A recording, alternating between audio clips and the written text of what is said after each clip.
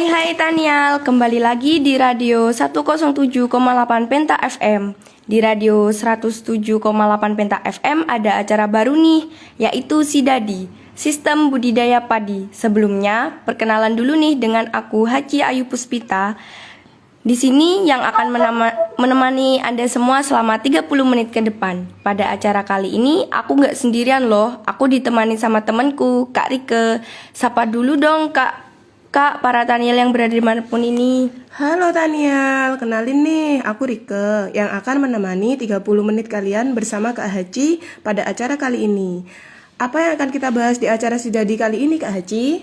Pada acara Sidadi kali ini, kita akan membahas tentang sistem budidaya padi yang benar nih Kak, dengan judul Ayo Budidaya Padi dengan Benar. Wah, kayaknya topik kali ini seru banget nih Kak. Yang pastinya akan meningkatkan hasil budidaya padi para Tanial dimanapun berada. Tapi sebelum masuk ke pembahasan, gimana kalau kita dengerin lagu dulu requestan dari para sahabat budidaya?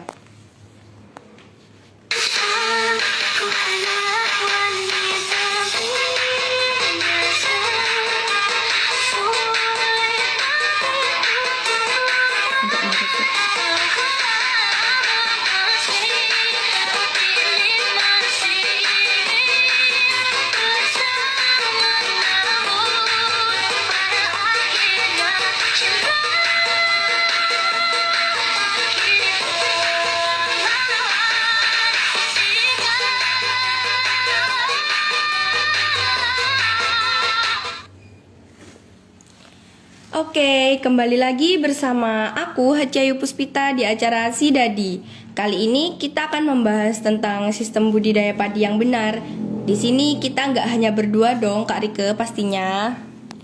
Bener banget nih Kak Haji, kita di sini bakalan ditemenin juga sama Tanial yang sudah sangat terkenal di kalangan para petani, khususnya di daerah Jember nih Kak, yaitu ada narasumber kita yang bernama Pak Yoyo. Sapa dulu dong Pak, para Tanial yang dimanapun mereka berada. Hai, assalamualaikum para tanian. Waalaikumsalam. Nah, jadi kita akan membahas sistem budidaya padi yang benar dengan yang sudah ahlinya. Pertanyaan pertama nih Pak, gimana nih cara Bapak memilih bibit atau benih yang baik untuk ditanam? Untuk benih itu memang salah satu kunci untuk sukses. Salah satunya dengan cara pembibitan yang benar, pemilihan benih yang baik, kalau bisa hibrida. Insya Allah hasilnya lebih baik. Oh alah, jadi seperti itu ya Bapak buat pemilihan bibit yang tepat. Lanjut nih ya Pak, sebelum tanam padi itu Bapak ngolah tanahnya gimana? Mungkin bisa pakai traktor atau mungkin Bapak masih bajak manual? Oke, untuk pengolahan lahan, kembali ke pengolahan lahan memang salah satu kunci untuk sukses kita bertani apapun. Jadi ada tahapan untuk pengelolaan lahan yang baik, itu secara pembajakan 2 kali pengolahan. Yang pertama kita bajak dulu, kemudian kita diamkan beberapa hari, baru kita olah lagi. Seperti itu mungkin yang lebih baik untuk tanaman kita. Jadi ada jeda untuk pengolahannya.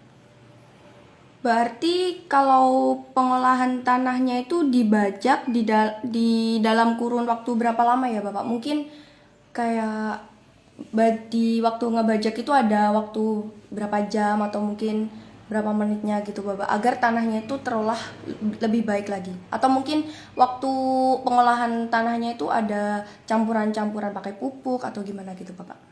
Untuk pembajakannya seperti biasalah, seperti pada umumnya. Cuman kita diamkan, habis selesai dibajak yang pertama, kita diamkan beberapa hari dulu.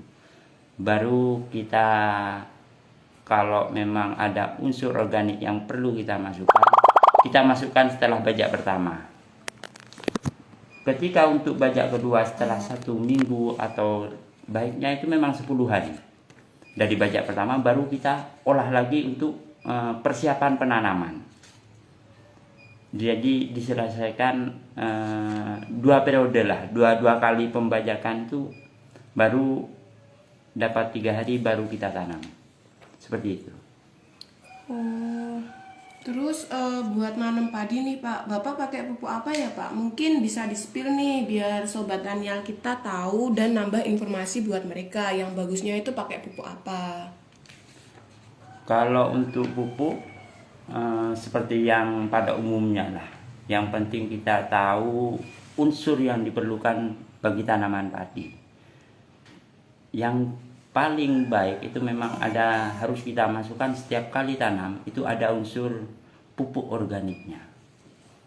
Untuk pupuk kimianya di awal itu biasanya kita tekankan unsur P dan N untuk masa pertumbuhannya. Jadi ya dikira-kira lah kebutuhannya sesuai dengan kebutuhan tanaman, terus luas yang ditanami itu kita ada perhitungannya. Terus itu nanti pupuknya diberikan waktu kapan ya Pak? Untuk tenggatnya itu kapan? Terus dosisnya juga seberapa? Mungkin Bapak bisa memberitahu kita nih biar Sobat Tanial itu bisa nerapin ke tanaman padi yang sedang mereka tanam juga Bapak. Untuk pemupukan sebelumnya pemupukan itu kan kita cara penanamannya. Oh, cara penanaman. Cara penanaman dulu yang Oke, penting. Bibit itu yang baik kalau ditanam di bawah umur 20 itu banyak. Terakhir 21-22 hari itu yang baik. Karena di atas itu kita sulit untuk anakannya berkembang. Jadi tidak rata lah. Nanti dengan indukan itu tidak rata nanti anunya. Yang kita takutkan itu seperti itu. Kalau yang baik itu memang umur di bawah 20 kalau bisa. Semudah mungkin lah. Seperti itu. Yang kedua, faktor penanaman muda itu lebih hemat di bibit. Jadi enak lah untuk penanamannya. Untuk pupuknya itu kita umur 10 hari itu sudah bisa kita pupuk pertama. Dengan kalau seperti saya luas 100 lah umpama 1000 meter persegi. Itu 25 kilogram itu N-nya untuk ureanya, untuk pupuk pertama. Kemudian untuk SP-nya itu kita bisa lakukan di pupuk pertama atau sebelumnya waktu kita tanam bisa kita aplikasikan. Itu minimal kita pemberiannya itu setiap musim tanam itu sekitar 30 kilo untuk 1000 meter persegi. Setiap musim tanam. Untuk pemupukan selanjutnya kita lihat periode. Kalau saya pribadi itu pakai 3 kali pemupukan. Di umur 1 bulan kita tambahi. Yang ketiga terakhir biasanya waktu 45 hari atau istilahnya ngidam lah. Ada orang sini itu ngidam. Mengandung persiapan untuk pembuahan. Dan itu pun kita berbeda untuk pupuknya. Kita lebih tinggikan atau kita sertakan yang ada unsur kaliumnya, bisa NPK, yang non bisa untuk yang subsidi Porska lah, seperti itu. Terus untuk dosisnya itu seberapa Bapak? Kalau dosis lebih sedikit dari yang pertama. Untuk pupuk susulannya yang kedua dan ketiga itu sekitar untuk luas 1000 meter persegi itu untuk pupuk keduanya kita hanya pakai 10 kg N untuk nitrogennya, bisa urea, bisa kalau alternatifnya mungkin ZA lah bisa. Terus ditambahi dengan pupuk Porska. Porskanya 5 kilo sudah cukup. Dan untuk pupuk yang ketiga kita balik, lebih banyak Porskanya, NPK-nya yang kandungan K-nya itu lebih banyak lah.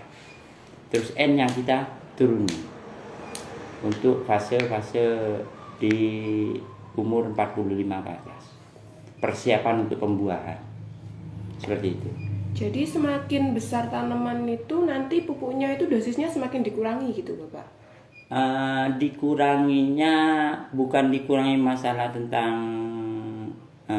jumlah kiloannya, bukan. Kita tentukan di unsur haranya yang mau kita masukkan, di unsur NPK-nya. Jadi menurut teori itu memang kalau pertumbuhan kita perlu N yang tinggi, nitrogen yang tinggi.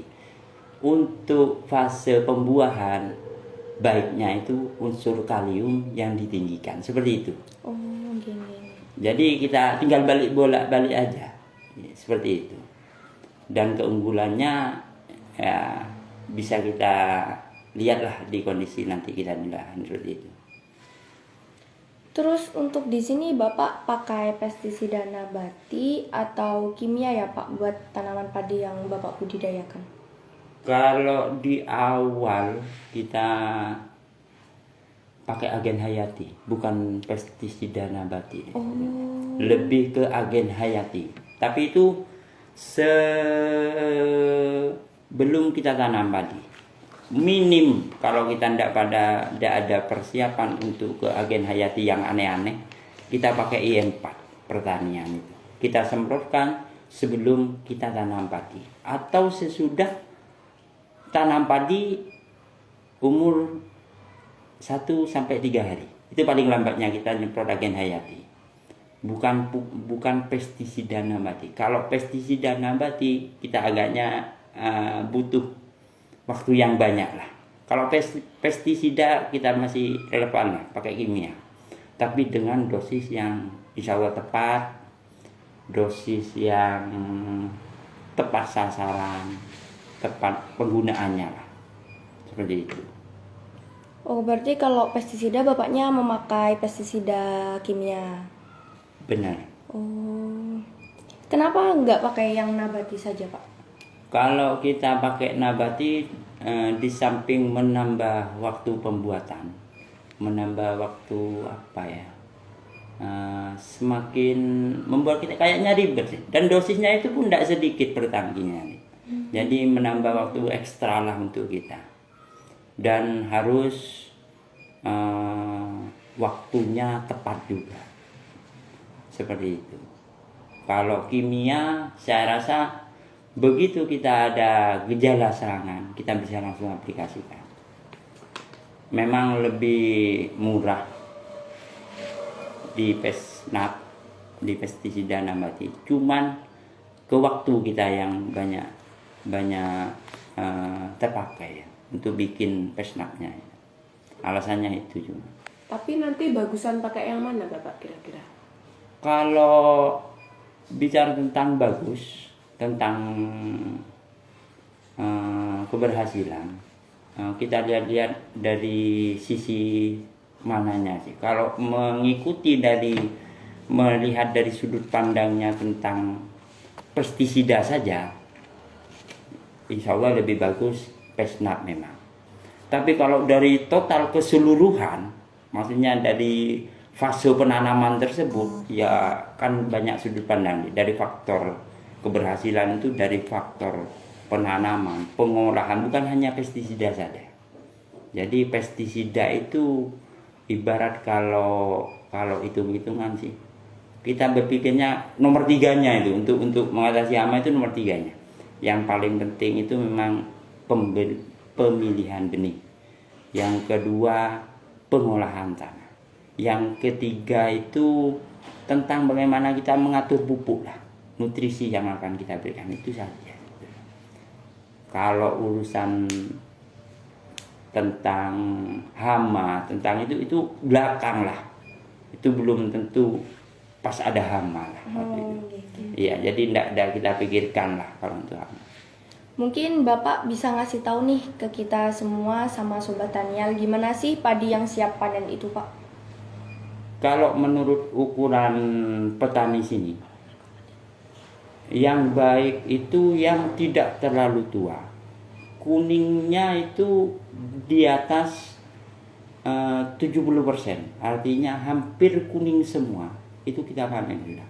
Jadi ada kehijau-hijauan masih belakangnya itu. di pangkal itu masih ada yang agak ke hijau-hijauan gitu. Itu yang terbaik sebetulnya. Apalagi kita niatnya bukan untuk kita makan sendiri. Rata-rata lah semuanya itu ketika kita panen ada sebagian yang kita jual, dan itu memang benar-benar menentukan jumlah tonase, jumlah bobot yang akan kita jual. Itu menentukan. Semakin tua maka bobotnya semakin berkurang, dan sedikitlah mengurangi dari penghasilan kita untuk ketika dijual, seperti itu. Jadi bukan kok yang benar-benar kuning itu bukan ya Bapak? Selama saya bertani, kalau terlalu tua itu biasanya tambah ringan, tambah ringan. Tapi bagus kalau memang untuk konsumsi pribadi, nggak apa-apa, monggo silakan, lebih baik lah. Pertanyaan terakhir nih Pak, apa saja sih kendala yang Bapak alami selama proses budidaya padi? Mungkin bisa dimulai dari waktu pembibitan sampai ke pemasarannya. Sekilas tentang keluhannya, hambatan lah. Yang pertama yang banyak dikeluhkan bukan hanya kita pribadi tentang pupuk. Kalau yang bibit itu mudah, pupuk terutama itu sekarang untuk subsidi memang ditekan seminim. Kayaknya sih kalau dibikin cukup sih tidak cukup untuk pemupukan per hektarnya itu dengan jatah pemerintah yang dikeluarkan sekarang. Ya kita harus pintar-pintar memilih lah, walaupun kita harus tepat sasaran, cepat pengaplikasiannya, itu aja sih sebetulnya kalau untuk padi. Terus untuk pemasaran, alhamdulillah sekarang itu di daerah sini itu ada kemitraan. Kemitraan untuk padi, dan benih padi yang ditawarkan itu banyak yang sesuai dengan keinginan para petani. Jadi pemasarannya lebih enak, lebih mahal daripada tengkulak. Tapi tidak semua petani itu ikut, memang benar. Cuman kalau ada kemitraan seperti yang terjadi untuk MT1 yang sebelumnya dan di sebelum musim tanam sekarang, itu sudah banyak yang berhasil dan merasakan manfaatnya, seperti itu. Bapak ini ikut kemitraannya juga Bapak? Untuk kemitraan hanya sebagian, jadi tidak semuanya kita ikutkan. Kita coba-coba dulu lah. Sebenarnya seperti itu. Semuanya petani seperti itu, tidak pas semua lahannya diikutkan. Ya, kita pengen tahu seberapa menguntungkan bagi kita, seperti itu. Wah, ternyata banyak banget nih ilmu baru yang kita dapat dari Pak Yoyo seputar sistem budidaya padi. Tidak terasa kita sudah sampai di penghujung acara Sidadi. Pertanyaan terakhir tadi merupakan pertanyaan terakhir di acara kali ini. Kita ucapkan terima kasih kepada Pak Yoyo yang sudah mau berbagi info dengan kami di sini serta meluangkan waktunya. Terima kasih ya Pak. Oke. Saya Haci dan Rike pamit undur diri. Sampai jumpa lagi Tanial. Bye bye. Bye-bye.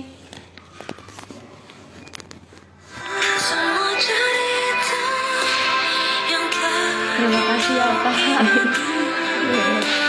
Meninggalkan dirimu adalah hal terberat yang harus ku cari.